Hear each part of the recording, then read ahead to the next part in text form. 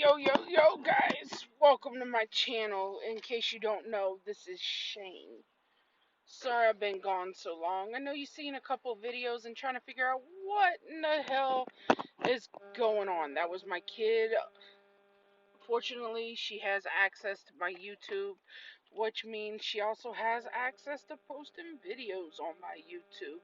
For those of you who don't know, I'm 34.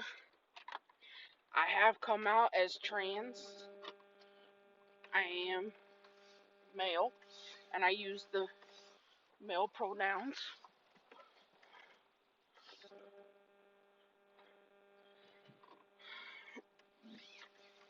And my daughter knows, and she accepts me and loves me, so that's some changes. Uh, Man, so what's been going on with me? A lot, actually, and I'm trying to make changes. Uh, Talking to a couple of doctors about starting testosterone, maybe. Not sure yet. What else is going on? The kiddo has been going through some of her own issues and everything. Uh, it's been a rough year on her, and especially with this whole COVID situation. You know, she already has emotional issues from past traumas and everything that's happened in her life.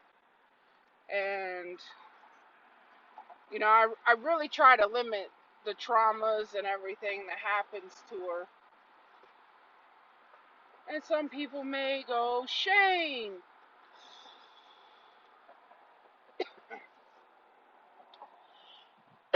can't be doing that. You can't protect her forever. She's got to learn. Well, that's true. She does have to learn. And she does learn. Unfortunately, she just doesn't have the emotional coping skills that most normal children have. She has severe meltdowns and breakdowns and mental breaks to the point that it's not funny. You're also going, well, why don't you have her in therapy? And for you that don't know, my daughter does go to therapy. In fact, up until February of this year, not only was she in therapy and still continues to see a therapist, we also had a in-home therapist. We also had therapy for school. So she was getting therapeutic treatment every day, just about. And you're probably going, well, that's just too much. No, actually, it's not. See, my daughter has a condition. She has anxiety. She has compulsive skin picking. She has PTSD from a car accident that we were both in last year. She also suffers from a few other things, along with abandonment issues and insecurities about her body. Now, you may be asking, well, why is a 9-year-old so insecure? Well, for those of you who don't know, my daughter is 9 and has hair, body hair, all over, and it's dark enough you can see it. So she's conscious about that. Well, then my daughter also, because she is part Mexican, suffers from a condition of the skin called keratosis. It produces too much keratin. And so the only way her body knows to get rid of it is out of her skin. It leaves you with these red bumps all over your body. Well, mainly for her, it's her arms and her legs. Well, not only that, my daughter was considered overweight for a child. And then you're probably thinking, oh, she was overweight, so you let her eat whatever she wanted. And you are absolutely wrong about that. I did not let her eat whatever she wanted. In fact, I made sure my daughter had a fruit, a vegetable, a protein, and a starch at every meal. Well, then you were giving her way too much sugar. Well, once again, that's where you're wrong. See, Unfortunately, my daughter, she really doesn't like sweets. She's not a huge sweet eater.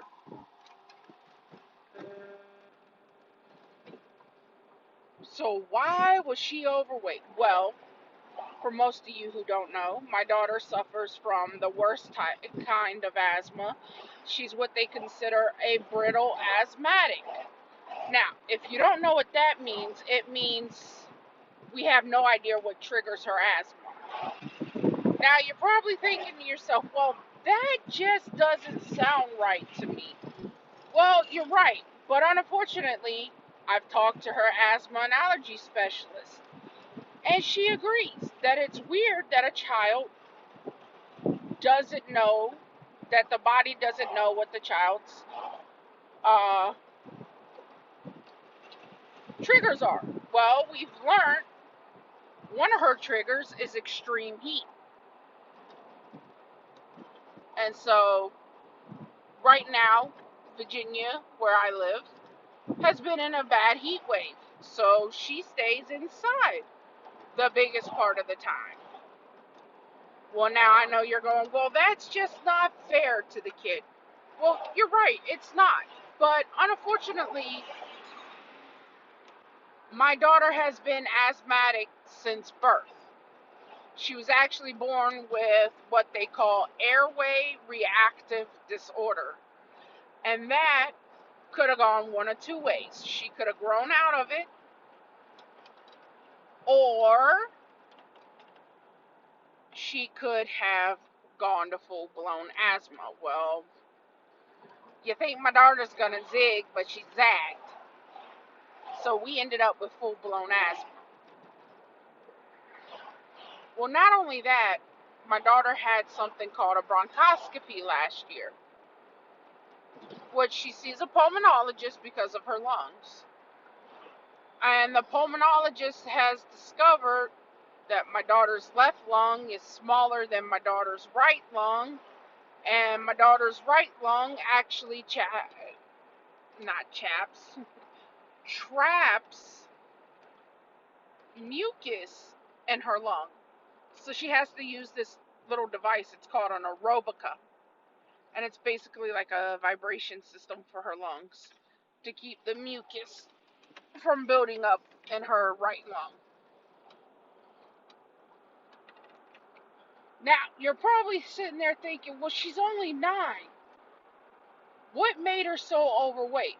Well, with her being an asthmatic child, she is on steroids.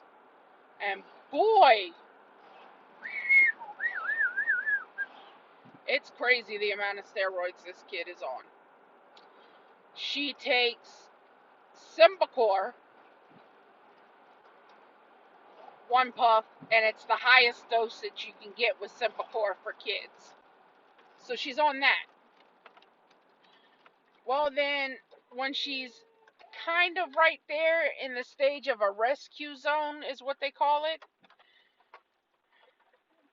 she takes something called Flovent. Well, she's on the highest of that, and she's got to take 5 puffs of those twice a day for 5 days. And if we have to use it, she's actually supposed to take it at least 3 times a day for 5 days. But with her being in school, we could only get it in 2 times a day. And then she has her albuterol for when she's actually in her danger zone. And then if the inhaler don't work, we also have the nebulizer for her. You're probably sitting there thinking, well, gosh, when does she get to be a kid? And actually, for a 9-year-old who has the medical issues she does, we are actually surprised at how well she handles things with her medical issues. In fact, I've actually started letting her talk for herself in a doctor's appointment. when it comes to her medications, when it comes to her treatment plans. It's all about letting my child learn that she has to start advocating for herself and her medical treatment and medical outcome. And at first, my daughter didn't understand and didn't like it really. But as time has gone on, she understands that she has to learn this. And for her, with her medical conditions, it's never too early to start teaching them. Well, not only do I teach her about her medical issues, but she also knows that if she's home with her Nana, which is my grandmother, that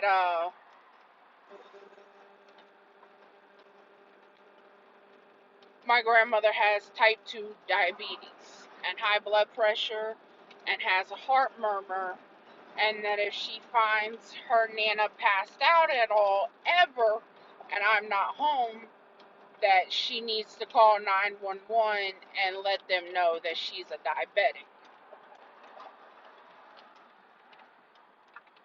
And now you may be thinking, well, she's 9. She really don't need to know that. Actually, that's where you're wrong. Because, see, there's only one person in my house that can drive, and that's me. So, going grocery shopping or going to pick up meds or something like that, that's my job. So, I need my daughter to be aware of not only her medical conditions, but also her grandmother's medical conditions. That way, if anything happens when I'm gone, she knows to call 911. She has her own cell phone because we don't have a home phone. And my grandmother's phone that she has is really old and the battery dies hella fast. My grandmother's old school. She has that old school flip phone. And it's so damn old that that's why the battery is dying so fast. But I am on the road to discovery of myself. I'm proud of who I've become. I'm proud of learning who I truly am, who I'm meant to be. My daughter, she still calls me mom, which, that is just a kid for you. It doesn't bother me. I know she loves me no matter what. Every once in a while, she'll slip and call me dad, which that's fine too. And I don't make her to choose. I don't make her to choose whether she calls me mom or dad or sir or whatever. She just does. But, just wanting to be honest with my daughter and open. And she's, like I said, she's 9. So I'm having to have these conversations. And so one day our cable goes out and wouldn't come back on. So we're trying to figure out, what are we going to do? What are we going to watch? Well, my broke butt ain't got a streaming player. So we couldn't watch Netflix or Hulu or anything like that. So we had some old school equipment though. We had a DVD VHS player. Boy, if that didn't just carbon date me on that one. So my daughter, for the first time, got to see what a VHS tape was. And so, me being stupid, I put in the movie Look Who's Talking. And for those of you who don't know what the movie it is, go look it up. Kirstie Alley and John Travolta. Best movies ever. There's 3 of them.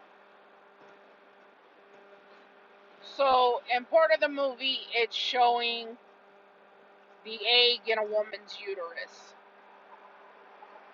Well, then it shows the little sperm swimming to the egg. My daughter goes, Mom, what's the fish doing to the egg? Well, honey, those really aren't fish.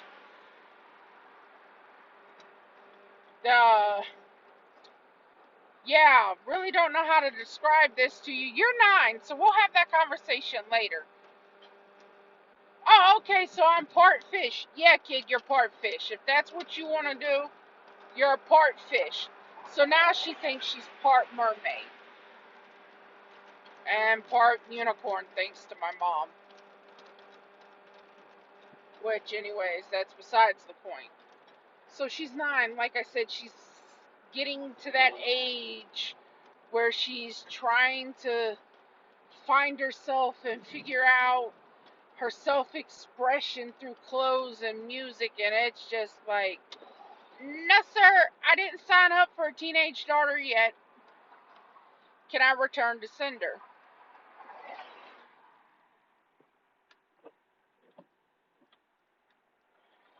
Come on, man. Sorry guys, I'm on a train track. Really don't want to be stopped on it, but had no choice. Those things creep me out.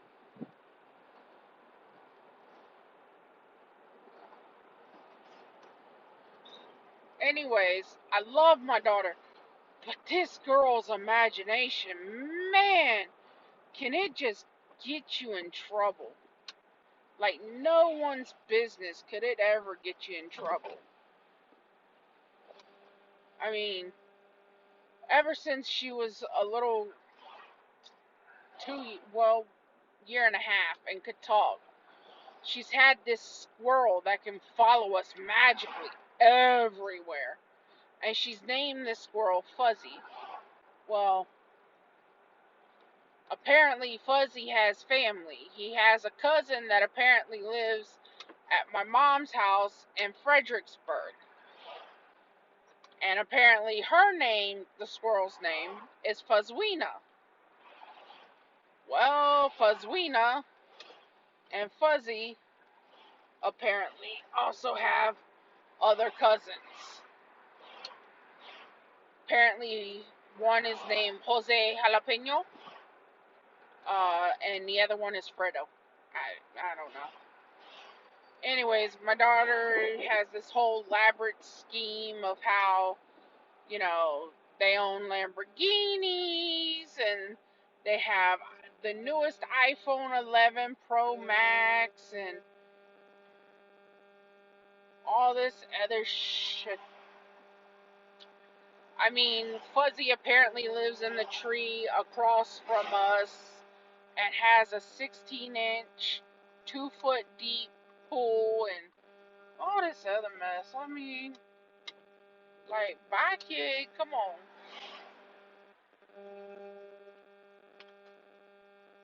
But changes are coming.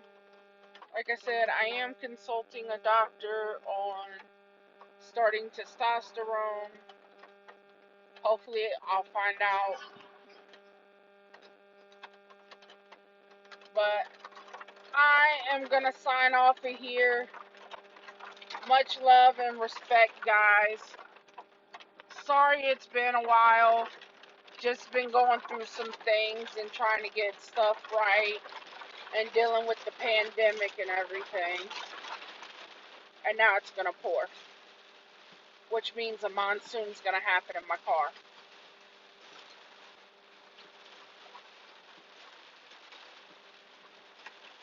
Anyways, guys, y'all enjoy your day. Thanks for coming along on the journey. I'll let you know if I decide to go on testosterone or not. I definitely know I will not be using testosterone shots. I'm actually going to look into getting testosterone gel and use that. Because if your boy can go without getting a shot, I'd appreciate it. Anyways, guys, like I said, much love, much respect. Y'all have a good night. And drop your comment.